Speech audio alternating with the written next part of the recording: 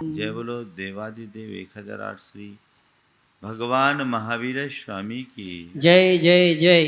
अहिंसा परमो धर्म की जय जय जय। परम पूज आचार्य गुरुवर श्री विद्यासागर जी महाराज की जय जय जय। बोले परम पूज मनी श्री 108 प्रमाण सागर जी महाराज की जय जय जय। हिंसा रहिए धम में 18 दोष वज्ये देवे निगंथे पब्बैने सदहनम होई सम्मतम। व्यवहारिक जीवन में सम्यक्त को चरितार्थ करने के लिए आचार्य कुंद ने हमें 4 बातें बताई।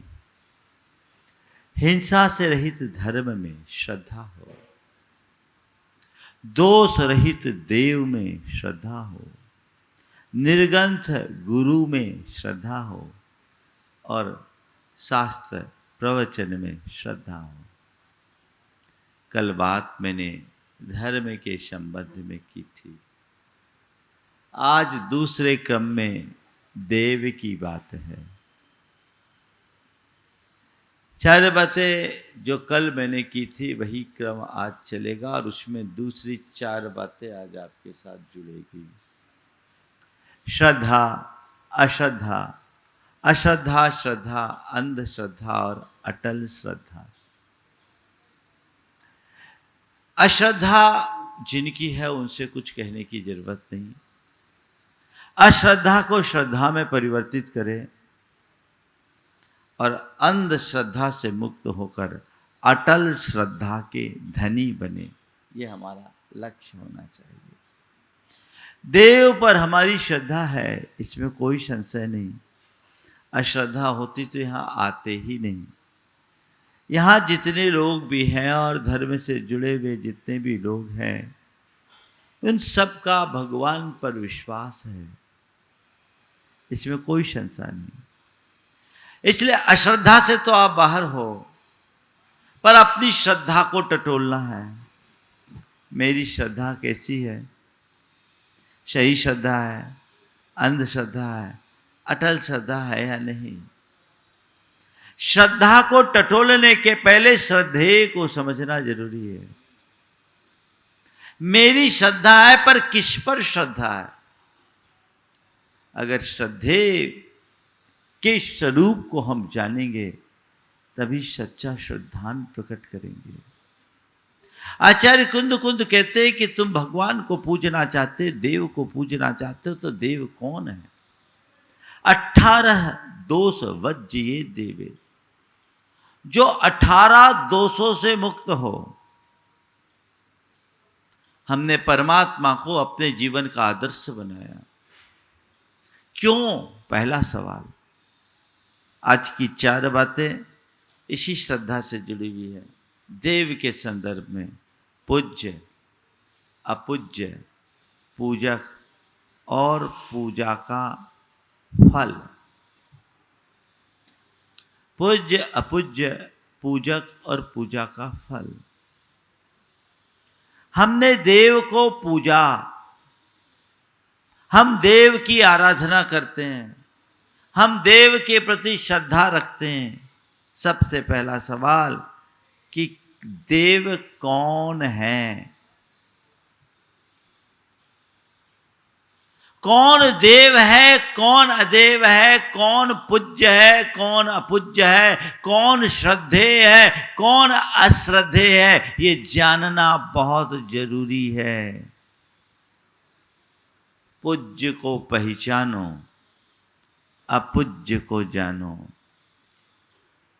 फिर हमारी इस पूजा का प्रयोजन क्या है ये जानो, और पूजा करने वाला मैं, मेरी पात्रता क्या है ये पहचानो। ये चारों बातें यदि मानस में अंकित हो जाए तो हमारे जीवन का पथ अपने आप प्रशस्त होगा। मैं पूज्य की चर्चा करने से पहले पूजा के प्रयोजन की बात करूंगा, ताकि हम पूज्य तक आसानी से पहुंच सके। आप धर्म करते हो, पूजा करते हो, भगवान के पास आते हो किस लिए? हम भगवान के पास आते हैं किस लिए आते हैं? आपसे सवाल करूं, क्यों आते? बोलो भाई, बोलो। हाँ, हमारा दुख दूर हो जाए और सुख की प्राप्ति हो जाए, इसलिए हम भगवान के चरणों में आते हैं, है ना? उद्देश्य तो यही होना चाहिए, हमारी अशांति मिटे, हमारा दुख मिटे, इसलिए हम भगवान की शरण में आते हैं। यही ना उद्देश्य? तो ये बताओ, अशांति मिटे, शांति मिले तो हम भगवान की शरण में आते हैं, तो शांति कहाँ मिलेगी? जो खुद अशांत है वो हमें शांति देगा? जिसके पास खुद दुख के निमित्त है वे हमें सुखी बनाएंगे? जो खुद प्यासा है, क्या वो हमारी प्यास बुझाने में समर्थ होगा? तो बात तो सही है। हमें सुखी वही बना सकता है जिसके पास सुख है, हमें शांति वही मिल सकती है जिनके पास शांति है। तो शांति का स्वाद हमने आज तक नहीं चखा, सुख की वास्तविक पहचान हमें भले न हुई हो, पर अशांति का आस्वाद हमने किया है और दुख के कारणों से हम पूरी तरह परिचित हैं। तो मैं दुखी होता हूं, क्यों होता हूं? अपने अंदर में पलने वाले दोषों, दुर्बलताओं और दुर्गुणों के कारण।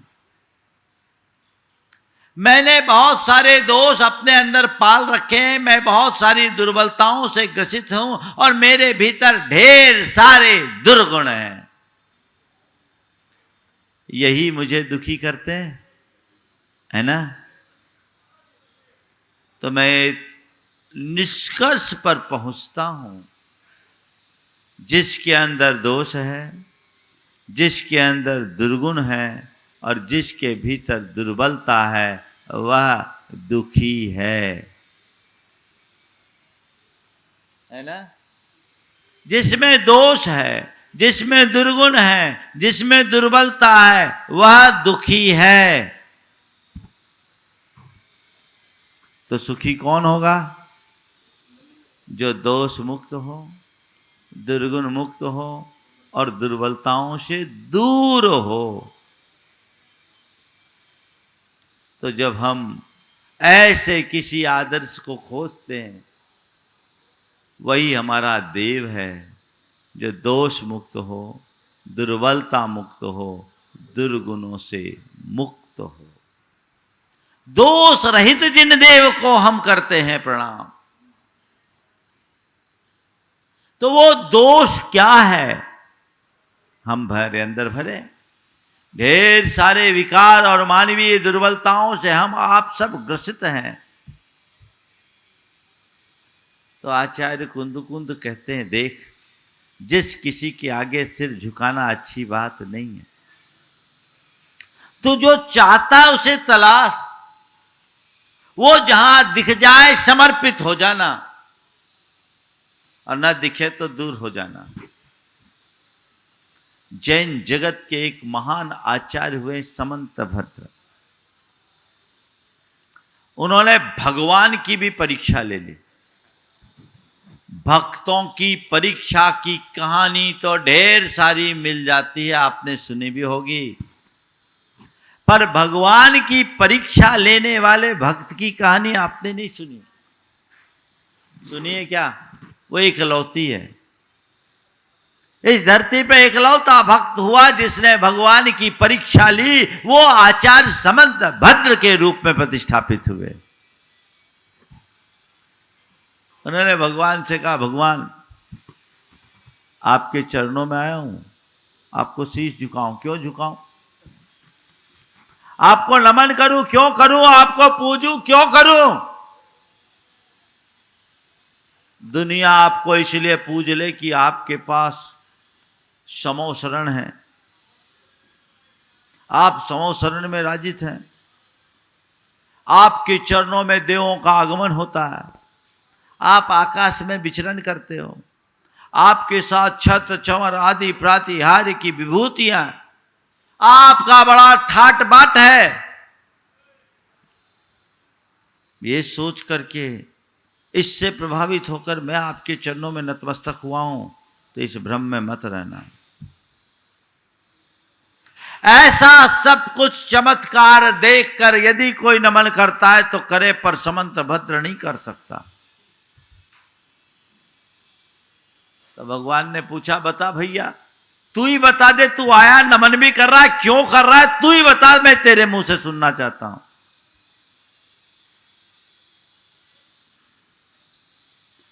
तो वो कहते हैं, दोषा देवागम नभोयान चामा चामरादि विभूत माया दिश्यपि दिश्यन्ते।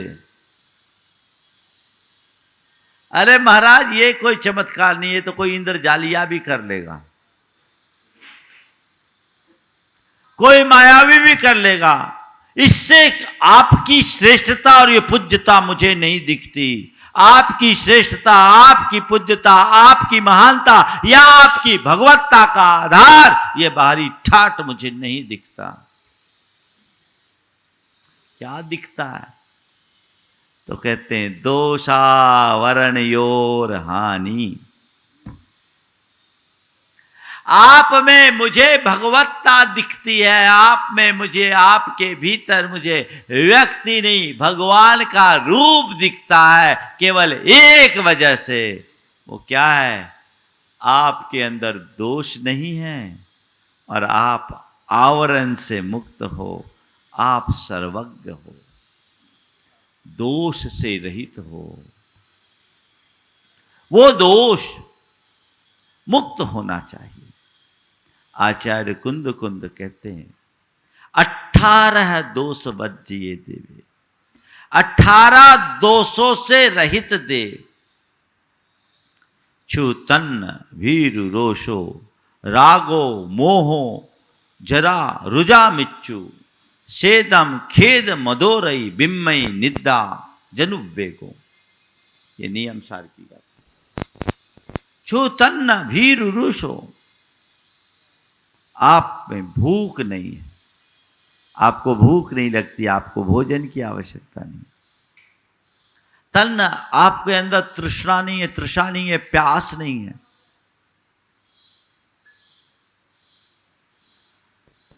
आप में भीरु, भय नहीं है। छु तन्न भीरु रोषो, आपको किसी पर रोष नहीं आता, आपके अंदर गुस्सा नहीं है। आपको राग नहीं है, आप में मोह नहीं है, आपके अंदर चिंता नहीं है, आपके अंदर रुजा रोग नहीं है, आपको जरा बुढ़ापा नहीं है, आपकी मृत्यु नहीं है, आपके शरीर में श्वेत पसीना नहीं आता, आपको कभी खेद खिन्नता थकान नहीं आती, आपको मद मान नहीं है, आपके मन में किसी के प्रति रति नहीं है, लगाव नहीं, प्रगाढ़ता नहीं, आपको किसी से विस्मय नहीं और आपको निद्रा नहीं। आप इन 18 दोषों से रहित हो। इसलिए आप हमारे पूज्य हो।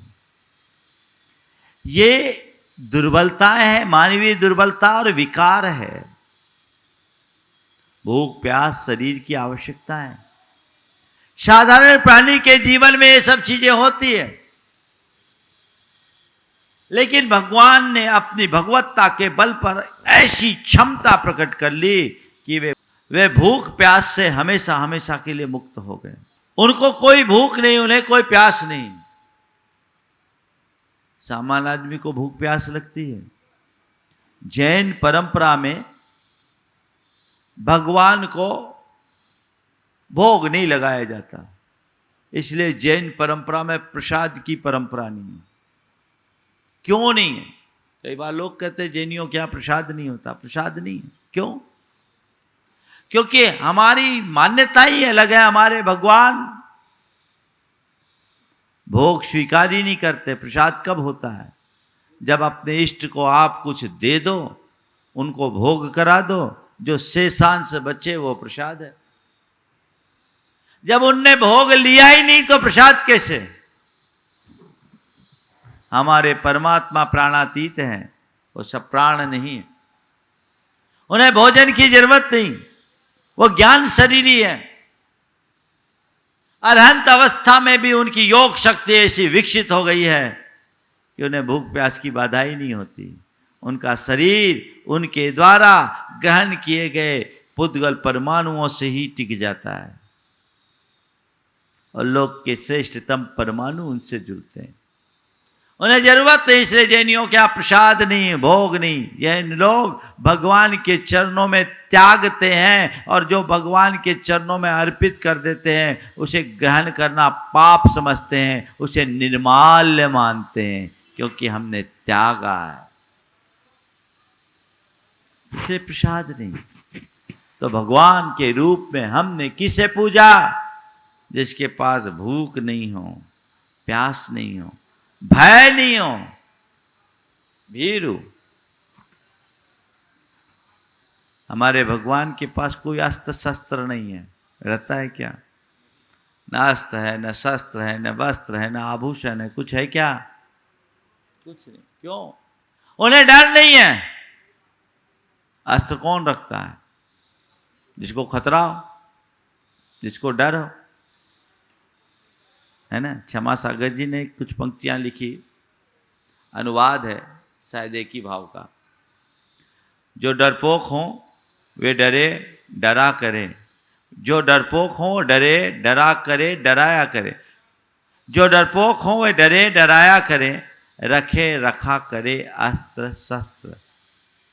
जो डरपोक हों वे डरे डराया करे, रखे रखा करे अस्त्र शस्त्र। जो कुरूप हो वो पहने पहना करे वस्त्र। जो डरपोक हो वो डरे डराया करे, रखे रखा करे अस्त्र शस्त्र। जो कुरूप हो वो पहने पहनाया करे वस्त्र। तुम तो निर्भीक निडर हो और सर्वांग सुंदर हो, बस इसीलिए दिगंबर हो।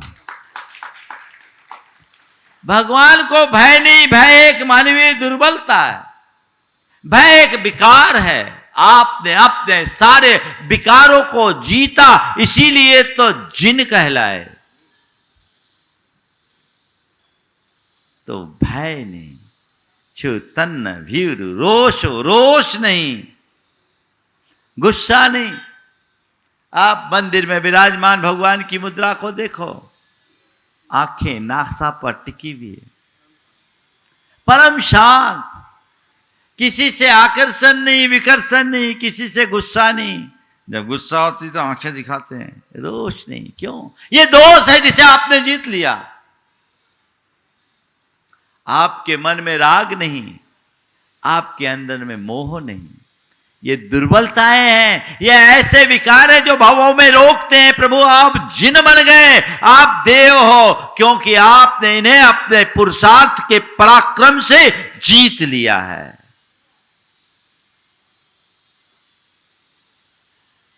रागो मोहो चिंता, संसार के हर प्राणी में किसी न किसी प्रकार की चिंता होती। कई लोग तो भगवान को भी चिंता में डाल देते हैं। जब कोई भक्त को आशीर्वाद ज्यादा दे दो, वरदान दे दो, वो उपद्रव मचाने लगे तो भगवान को चिंता होती, फिर अनेक रूप धर करके उसका संहार करने आना पड़ता है ना। पर हमारे भगवान कहते हैं चिंता ही नहीं, चिंता को खत्म कर डाला। वो वीतराग हो गए। जरा नहीं, बुढ़ापा नहीं, और जिनकी मृत्यु नहीं, क्योंकि जो अजर अमर अविनाशी पद को प्राप्त कर लिए।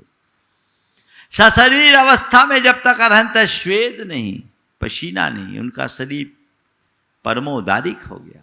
खेद नहीं, थकान नहीं, मद नहीं, मान नहीं, रति नहीं, किसी व्यक्ति विशेष से अनुराग नहीं, विस्मय नहीं, खूब पा जाए तो हर्ष नहीं, खो जाए तो विषाद नहीं, और नींद नहीं। वो परमात्मा है। ऐसे निर्दोष छवि का नाम परमात्मा है। उसको पूजो। किसे भगवान माने, बस जिसे भी कोई भी नाम रख दो, भगवान की मूर्ति गढ़ो तो ऐसे रूप को गढ़ो जो इन दोषों से रहित है। किसी ने बोला महाराज जैन लोग बड़े कट्टर होते हैं, वो अपने भगवान के अलावा किसी को पूछते ही नहीं। एक दिन हमसे सवाल किया कि जैन लोग बड़े कट्टर होते हैं, वे अपने भगवान के अलावा किसी को पूछते नहीं। मैंने कहा जैन लोग जितने उदार होते उतने कोई नहीं होते। बोले क्यों? बोले जैनों ने कोई एक भगवान का नाम ही फिक्स नहीं किया, जो मिल जाए सबको भगवान के रूप में स्वीकारने को तैयार है। जैन ही है जो किसी भगवान के नाम का आग्रह नहीं है। वो किसी को भी पूछ सकते हैं, किसी को भी पूछ सकते हैं। हम मेरी भावना में क्या बोलते हैं? जिसने राग देश कामादिक जीते सब जग जान लिया, सब जीवों को मोक्ष मार्ग का निष्प्रह हो उपदेश दिया। बुद्ध, वीर, शिव, हरि, हर, ब्रह्मा, या उसको स्वाधीन कहो। भक्ति भाव से प्रेरित हो यह चित्त उसी में लीन रहो। हम किसी को भी पूजें, तुम जिस भगवान का नाम लो हम स्वीकार करेंगे। तुम्हें बुद्ध की बात करना है, वीर की बात करना, हरि की बात करना, हर की बात करना, ब्रह्मा की बात करना, विष्णु की बात करना, महेश की बात करना, शिव की बात करना, शंकर की बात करना है, तुम जो बोलो उसे हम भगवान के रूप में स्वीकारने के लिए तैयार हैं। वो हमारे भगवान हैं, पर हमने भगवान की जो मूर्त रखी है वो वीतराग है। बस दोष रहित। ये दुर्बलताएं जिसमें दिखती है, ऐसे लक्षण दिखते हैं, हमें उसमें भगवान ही नहीं दिखते तो हम प्रणाम कैसे करें? हमें तो भगवान सिर्फ उसमें दिखते हैं जिसमें ये दोष नहीं है, ये दुर्बलता नहीं है, इसलिए हम उनको उस रूप में पूजते हैं। अंतर केवल अवधारणा का है, इसमें कट्टरता कोई नहीं। कोई जनना रागाद्या क्षयमुपागता यश्च ब्रह्मा वा विष्णुर्वा हरो जिनो वा नमस्तस्मै नमस्तस्मै नमस्तस्मै। संसार के बीज के अंकुर को उत्पन्न करने वाले भाव बीजांकुर जनना रागाद्या क्षयम उपगता यश्च। राग देश मोह आदि विकार जो संसार के बीज को अंकुरित करने वाले, इसको जिन्होंने नष्ट कर दिया, वे चाहे ब्रह्मा हो, चाहे विष्णु हो, चाहे हर महादेव हो, या जिन हो, नमस्तस्मै नमस्तस्मै नमस्तस्मै। उनके आगे मैं नतमस्तक हूं, ये समझ होनी चाहिए। तो वीतरागता हमारा आदर्श है, और जो वीतरागता से मंडित है वही हमारे पूज्य हैं। क्यों? क्योंकि हमारा उद्देश्य भी वीतरागता को पाना है। हम दोष मुक्त होने के लिए, हम विकार मुक्त होने के लिए पूजा कर रहे हैं। बंदे तदगुण लब्ध है। हे भगवान, मैं आपकी वंदना क्यों कर रहा हूं? आप जैसा बनने के लिए, आपके गुणों को प्राप्त करने के लिए। अपने अनंत संसार का अनुभव मुझे ये बताता है, मेरे राग देश मोह आदि विकार ही मुझे रुलाते हैं, इन्हीं के कारण मैं दुखी हुआ हूं और भव भव में भटका हूं। अब मुझे उससे मुक्त होना है।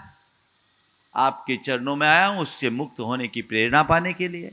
आपके अंदर मुझे अपनी छवि दिखती है, और मुझे लगता है ये हमारे जीवन का आदर्श है। इसलिए आपके पास आता हूँ और हमेशा मन में भावना भाता हूँ, प्रभु आप जिन हो मैं भी जिन बनूं, आपकी तरह मेरे अंदर पात्रता विकसित हो अपने दोषों को जीतने की, अपनी दुर्बलताओं को दूर करने की, अपने विकारों के शमन की, ताकि मैं भी जिन बन सकूं।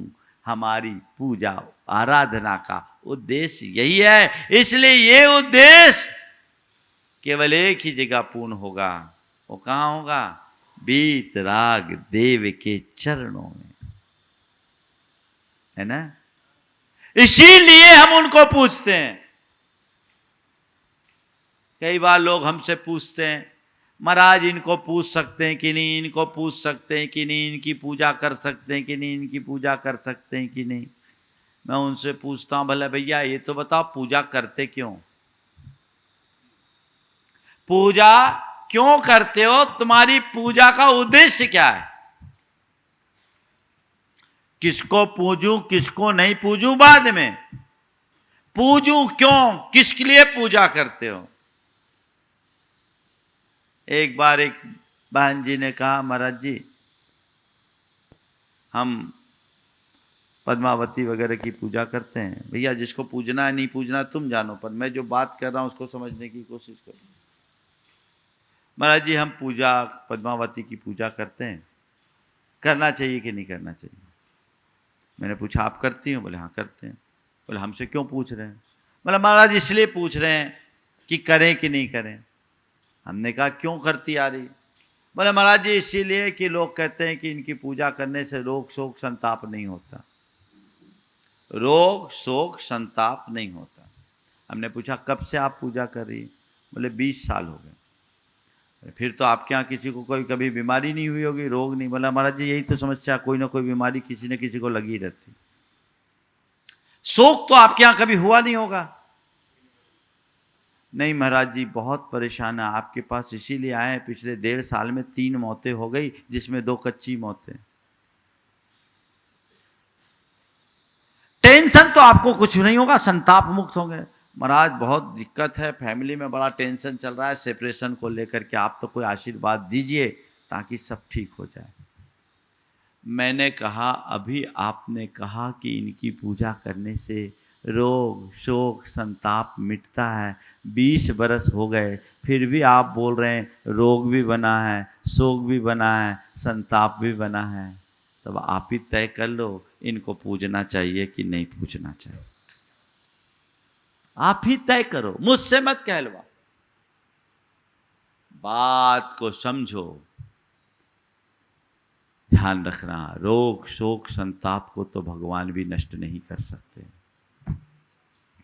भगवान की पूजा करने वाले को भी रोग शोक संताप का सामना करना पड़ता है,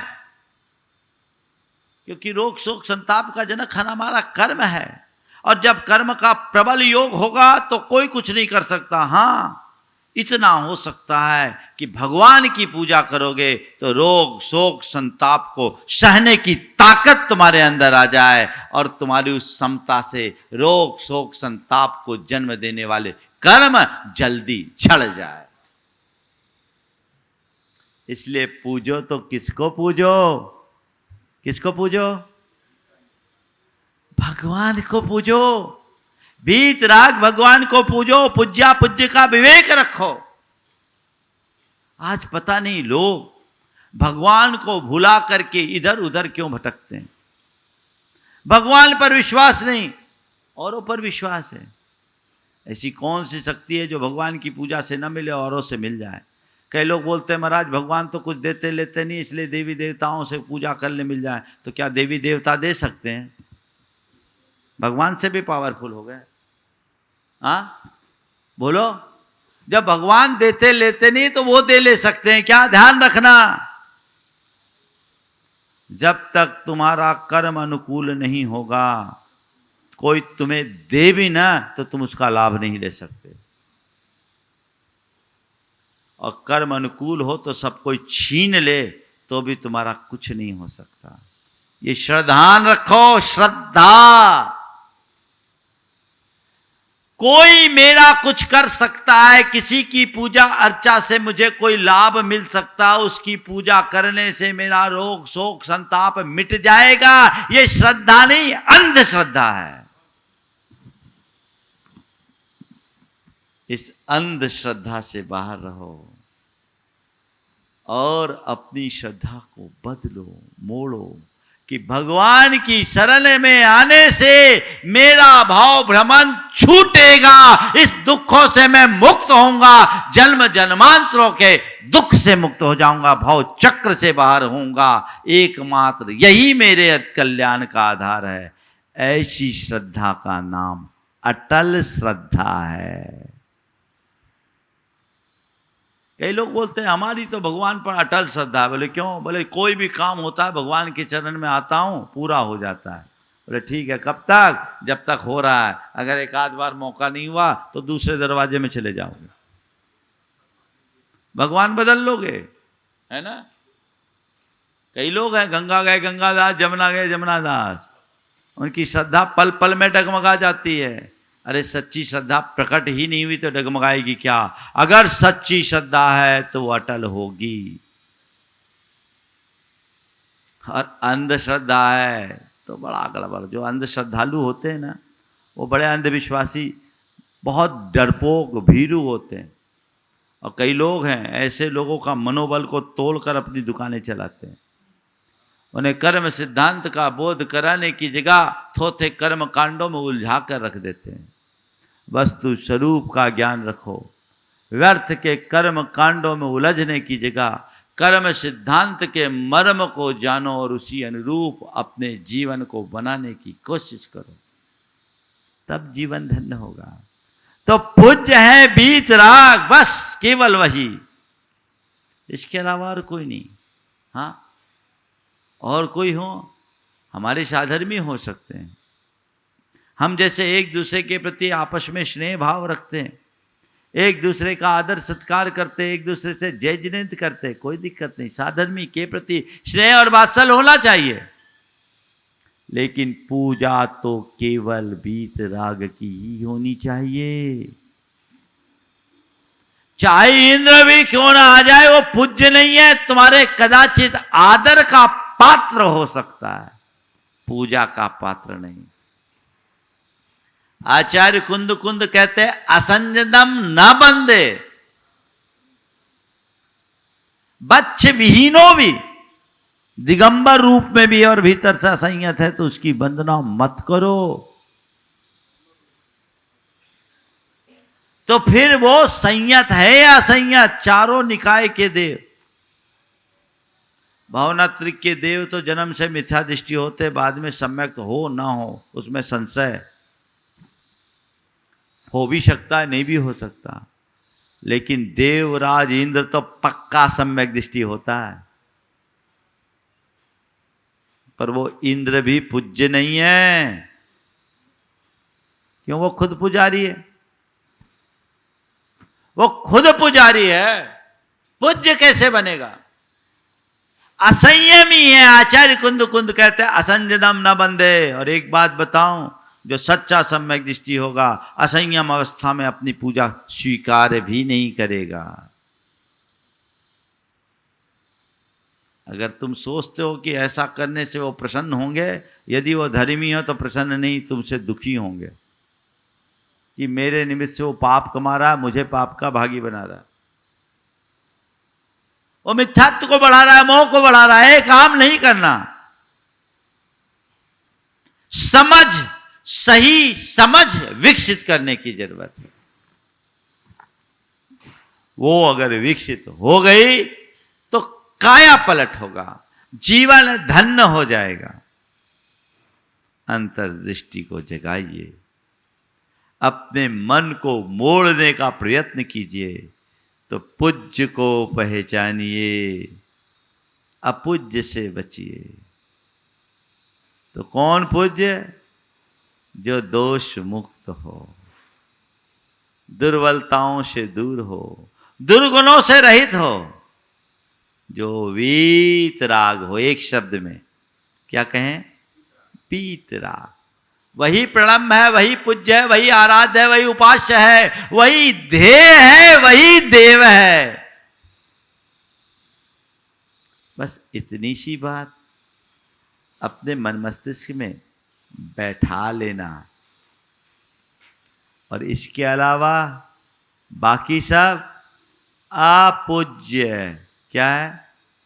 अपूज्य। वो हमारे लिए सत्कार का पात्र हो सकता है, पूजा का पात्र नहीं। अभिवादन का पात्र बन सकता है, आदर का पात्र बन सकता है, लेकिन पूजा का नहीं। सत्कार, अभिवादन, आदर और पूजा में अंतर है। आप लोग एक दूसरे को से मिलते हैं, हाथ जोड़ते हैं, क्या कहलाता है? सत्कार, है ना। लेकिन जब भगवान के आगे हाथ जोड़ते हैं तो क्या कहलाती है? एक दूसरे को हाथ जोड़ते समय जो भाव होता है भगवान के सामने वैसे ही भाव होता है क्या? बोलो। कई लोग एक दूसरे को नमस्ते कहते हैं, और भगवान को और गुरु को नमोस्तु कहते हैं। अर्थ देखो तो नमस्ते और नमोस्तु का एक ही अर्थ है। नमस्ते यानी आपको नमस्कार हो, नमोस्तु यानी आपको नमस्कार हो, एक ही अर्थ है, लेकिन अर्थ में अंतर है। क्या हुआ? और समझाओ। आप अपनी माँ को माँ कहते हो, माँ को माँ कहते हो, और अपने माँ की हम उम्र और दूसरी स्त्री को भी आप माँ कहते हो या माता कहते हो। शब्द का अर्थ एक ही है। पर ये बताओ, जो भाव माँ को माँ कहते समय होता है, क्या माँ के हम उम्र दूसरी स्त्री को माँ कहते समय होता है क्या? शब्द एक है, अर्थ में बड़ा अंतर है, भाव में बड़ा अंतर है। इसलिए आदर, सत्कार, अभिवादन अलग है और पूजन अलग है, आराधना अलग है। इसलिए पूजा करना है तो किसकी करना? बस बीत राग जिन देव को नित्य करो प्रणाम। बीत राग जिन देव को नित्य करो प्रणाम। इससे ही तुम शिवधाम पहुंचोगे, और कोई दूसरा नहीं। अपने जीवन का कल्याण करो, बाकी सब अपूज्य है। उद्देश्य वंदे तद्गुण लब्ध है, उनके गुणों की प्राप्ति का मात्र उद्देश्य होना चाहिए, और कोई दूसरा उद्देश्य नहीं हो। और हम हैं पूजक, हम हैं आराधक। हमें क्या करना है? भाव भीरू बनना है। संसार से मुक्त होने की प्रबल कामना अपने हृदय में जगानी। एक ही भावना होनी चाहिए कि मुझे मुक्ति मिले। सारा खेल खत्म हो जाएगा। आचार्य कुंद कहते हैं, जिन देव की बड़ी महिमा, उनकी शरण को पालो तो बेड़ा पार होगा। बस तेरे अंदर वैसा भाव होना चाहिए। सांसारिक कामना से भर करके यदि तू भगवान की शरण में आएगा तो कुछ नहीं पाएगा, और मोक्ष की भावना लेकर के तू भगवान की शरण में आएगा, तेरा मोह उसी क्षण मिट जाएगा। आचार्य कुंद कहते हैं, जो जान दी अरहंतम दब्बत गुणत पज्जयते ही, सो जान दी अपानम मोहो खलु जादि तत्सलयम। देवशास्त्र, गुरु धर्म, इनकी आराधना से सम्यक दर्शन होता है। क्यों कर? तो कहते हैं, जो जान दी अरहंतम, जो अरहंत परमात्मा को दब्बत गुणत पज्जयते ही, द्रव्य, गुण और पर्याय के साथ जानता है, यानी सच्चे परमात्मा के स्वरूप को पहचान लेता है। सो जान दिया पानम, वो अपनी आत्मा को जान लेता है। और जो अपनी आत्मा को जान लेता है, मोहो खलुजाद तत्सलयम, उसका मोह छीन हो जाता है, मोह मुक्त हो जाता, उसे सम्यक दर्शन की प्राप्ति हो जाती है। तो ये कब होगा? जब तुम्हारा लक्ष्य वो होगा। तो तुम अपनी पात्रता को उद्घाटित करो, धर्म की शरण को स्वीकारते हो तो एक ही उद्देश्य रखो, मुझे भाव सागर से पार उतरना है, मुझे भाव चक्र से बाहर निकलना है। ये भाव अंदर होगा ना, तब तुम्हारे अंदर का मजा ही कुछ और होगा। अरे महाराज, हम तो ये नहीं जानते, हम तो इसलिए आते हैं भगवान की शरण में, तीर्थों की वंदना करते हैं, गुरुओं, हमारे रुके काम पूरे हो जाएंगे, हमारी मुसीबतें टल जाएंगी, हमारी मुश्किलें दूर हो जाएगी। ये सब तो भाव में ही करते आए। एक बात सदैव ध्यान रखना, पेड़ के नीचे जाने के बाद छाया मांगने की कभी आवश्यकता नहीं होती। कोई पेड़ के नीचे जाकर छाया मांगे, उसे हम क्या कहेंगे? अरे बरगद के पेड़ के नीचे नहीं, कल्प वृक्ष के नीचे आ गए, फिर भी मांग रहे हो। बेवकूफी है ना। बिना मांगे जहां कुछ सब कुछ मिल सकता हो, वहां जाकर के मांगना एक बहुत बड़ी भूल है, नादानी है, बचपना है। इससे बाहर उठो, अपनी पात्रता को उद्घाटित करें तो हम वीतरागता के उपासक बने, वीतराग भगवान के आराधक बने, वीतरागता को लक्ष्य रखकर हम पूजा आराधना करें और शराग उपासना से अपने आप को मुक्त बनाएं, तभी हम अपने जीवन को धन्य कर सकेंगे। तो आचार्य कुंद ने जो हिंसा रहित, धर्म और 18 दोष से रहित देव की आराधना को, श्रद्धान को सम्यक का कारण कहा है, वो सार्थक होगा। हिंसा रहिए धम्मे, 18 दोष वज्ये देवे, निगंथे पब्बैने सद्दहनम होय सम्मतम। अगले चरण की चर्चा आपसे आगे की जाएगी। समय आप सबका हो गया, यहीं पर विराम। बोलिए परम पूज गुरु आचार्य गुरुवर श्री विद्यासागर जी महाराज।